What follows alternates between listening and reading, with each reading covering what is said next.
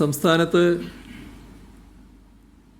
ഇത്തരമൊരു sub committee എന്ന് പറയുമ്പോൾ വിദ്യാഭ്യാസ മന്ത്രി, പൊതുവിദ്യാഭ്യാസ മന്ത്രി അധ്യക്ഷൻ, കെ രാജൻ, റോഷി അഗസ്റ്റിൻ, പി രാജീവ്, റോഷി അഗസ്റ്റിൻ ഞാൻ പറഞ്ഞോ?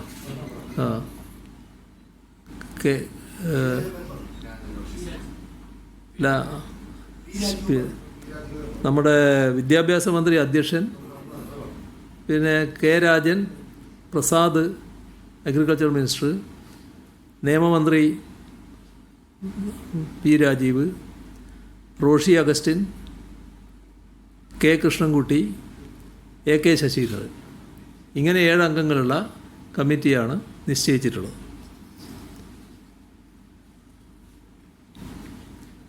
നെല്ല് സംഭരണവുമായി ബന്ധപ്പെട്ട് നിലനിൽക്കുന്ന വിഷയങ്ങൾ ചർച്ച ചെയ്യാൻ മില്ലുടമകളുമായി ഒരു ചർച്ച നടന്നിരുന്നു.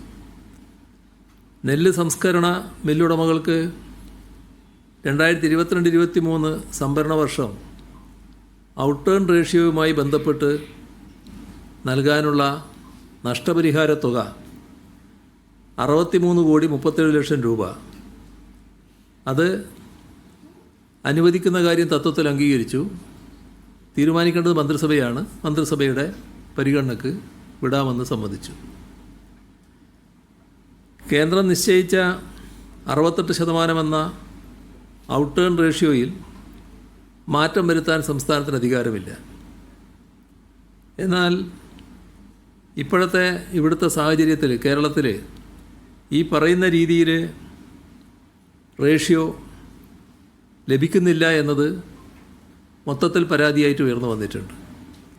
അപ്പോൾ അതിൽ മാറ്റം വേണം എന്നതാണ് പൊതുവെ കാണുന്നത്.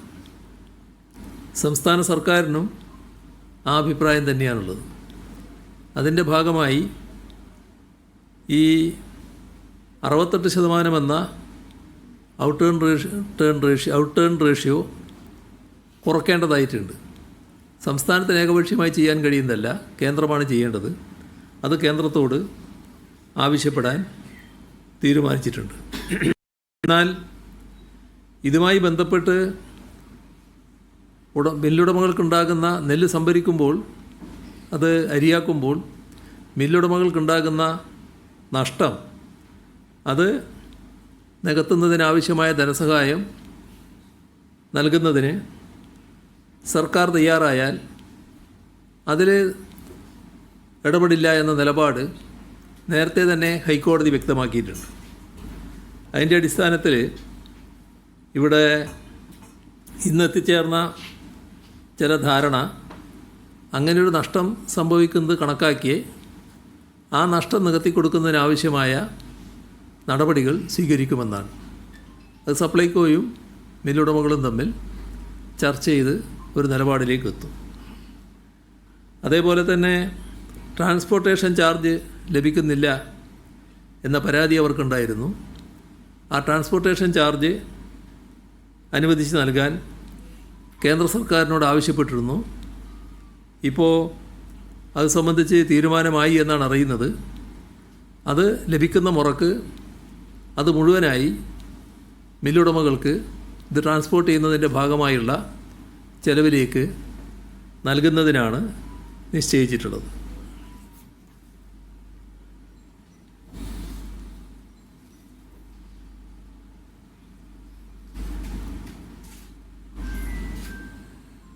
വേറൊരു കാര്യം, പൊതുവെയുള്ളൊരു കാര്യമാണ്, കേരളത്തിന് പൊതുവിൽ സന്തോഷം നൽകുന്ന കാര്യമായിരിക്കുമെന്നാണ് ഞങ്ങൾ കണക്കാക്കുന്നത്. 2016 തെരഞ്ഞെടുപ്പിൽ വിജയിച്ച് അധികാരത്തിൽ വന്ന സർക്കാരിന് ജനങ്ങൾ നൽകിയ വലിയ പിന്തുണയിലാണ് 2021 തുടർ ഭരണമുണ്ടായത്. 5 വർഷം നടപ്പാക്കിയ വികസന ജനക്ഷേമ പ്രവർത്തനങ്ങൾ കൂടുതൽ ഊർജ്ജസ്വലതയോടെ തുടരാനുള്ള ജനവിധിയാണ് 2021 ലഭിച്ചത്. ഇപ്പോൾ 2016 മുതൽ ഇതുവരെയുള്ള 10 വർഷക്കാലത്തോളമുള്ള ജനങ്ങൾക്ക് നൽകിയ ഓരോന്നും നടപ്പാക്കിയാണ് സർക്കാർ മുന്നോട്ട് പോകുന്നത്.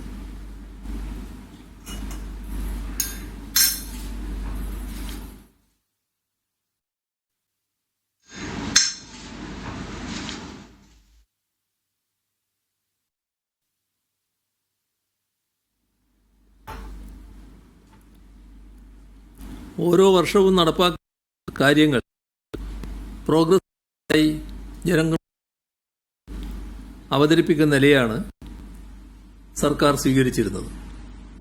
ഇത് തന്നെ ഏറ്റവും സുതാര്യവും മാതൃകാപരവുമായ ഭരണ സമീപനമെന്ന് പൊതുവെ എല്ലാവരും സ്വീകരിച്ച കാര്യമാണ്. 2021 സർക്കാർ വന്നതിന് ശേഷം അതിദാരിദ്ര്യം പൂർണ്ണമായി നിർമ്മാർജ്ജനം ചെയ്യുക എന്ന വളരെ പ്രധാനപ്പെട്ട ലക്ഷ്യമാണ് അംഗീകരിച്ചത്. നേരത്തെ പറഞ്ഞ ഈ കേരളപ്പിറവി ആദ്യത്തെ ദിനത്തിൽ നമ്മുടെ രാജ്യത്തെ ആദ്യത്തെ അതിദരിദ്രമുക്ത സംസ്ഥാനമായി ഔപചാരികമായി കേരളം ഉയർത്തപ്പെടുകയാണ്. ഇത് നമ്മൾ കാണേണ്ടത് രാജ്യത്തെ ഏക സംസ്ഥാനം എന്നുള്ളത് മാത്രമല്ല, ലോകത്ത് തന്നെ അപൂർവം പ്രദേശങ്ങൾ മാത്രമേ ഇത്തരത്തിൽ അതിദാരിദ്ര്യമുക്തമായതുള്ളൂ. അപ്പോൾ ആ പട്ടികയിലേക്ക് നമ്മുടെ സംസ്ഥാനം ഉയരുകയാണ്. സമൂഹത്തിൽ ഏറ്റവും കഷ്ടത അനുഭവിക്കുന്നവരുടെ കൈപിടിച്ചുയർത്തുക എന്ന മഹത്തായ ലക്ഷ്യമാണ് നാം നേടുന്നത്. ഇത് ലോകമാകെ അംഗീകരിക്കുന്ന കേരള മാതൃകയ്ക്ക് കൂടുതൽ തിളക്കം നൽകുന്ന നേട്ടമാണ്. കേന്ദ്ര സർക്കാർ സാമ്പത്തികമായി ഉപരോധം തീർത്ത് ഞെരിക്കാൻ ശ്രമിക്കുമ്പോഴും സംഘടിതമായ ഒട്ടേറെ വ്യാജ പ്രചാരണങ്ങളിലൂടെ വലതുപക്ഷ ശക്തികൾ സർക്കാരിനെ തകർക്കാൻ ശ്രമിക്കുമ്പോഴും അതിനെയെല്ലാം അതിജീവിച്ചാണ് ഈ നേട്ടങ്ങൾ നമുക്ക് കൈവരിക്കാൻ കഴിഞ്ഞിട്ടുള്ളത്. നമ്മുടെ വികസന മാതൃക കേവലം സാമ്പത്തിക കണക്കുകളുടേതല്ല, അത് മാനവികതയിൽ അധിഷ്ഠിതമാണ്. സർക്കാരിന് മുന്നിൽ പലതരത്തിലുണ്ടായ തടസ്സങ്ങൾ, പ്രതിസന്ധികൾ അതാകെ വിശദീകരിക്കാൻ ഈ അവസരം ഉപയോഗിക്കുന്നില്ല. പക്ഷേ ഉറപ്പാക്കുന്നതിൽ സർക്കാർ പ്രതിജ്ഞാബദ്ധമായ നിലപാടാണ് സ്വീകരിച്ചിട്ടുള്ളത്. അതിൻ്റെ ഭാഗമായി ഇന്ന് ചേർന്ന മന്ത്രിസഭാ യോഗം ചില തീരുമാനങ്ങൾ എടുത്തിട്ടുണ്ട്. അതിൽ ഒന്നാമത്തേത്